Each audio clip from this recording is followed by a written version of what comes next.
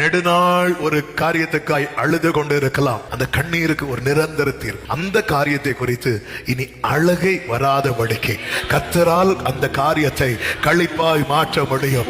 வாழ்க்கை ஃபுல்லா கண்ணீர் வடித்து கொண்டு இருக்கிறீர்களா? உங்கள் தலை தண்ணீரும் கண்கள் கண்ணீருமா இருக்கிறதா? நீங்க எதை நம்பணும் தெரியுமா? இந்த கண்ணீருக்கு ஒரு நிரந்தர தீர்வு. ஆகார் என்ன சொல்லி அழுதா தெரியுமா? பிள்ளை சாகிறத பார்க்க மாட்டேன். ஏன் அவளுக்கு என்ன கிடைக்கல? தண்ணி கிடைக்கல. அதன் பிறகு ஆகார் வாழ்நாள் ஃபுல்லா எதுக்கு அழல தெரியுமா? தண்ணீருக்கு அழல.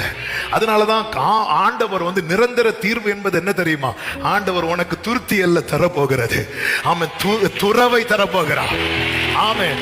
ஆபிரகாம் கொடுத்தது என்ன தெரியுமா? ஆபிரகாம் ஒரு தீர்வை கொடுக்கிறான். கர்த்தர் ஒரு நிரந்தர தீர்வை கொடுக்கிறார். ஆபிரகாம் துருத்தியை கொடுத்தான், ஒரு 3 நாளைக்கு ஓடும். ஆண்டவர் துறவை கொடுக்கிறார். இன்னைக்கு அந்த துறவுல தண்ணி வந்துட்டு தான் இருக்கிறது. என் கண்ணீருக்கு நிரந்தர தீர்வு.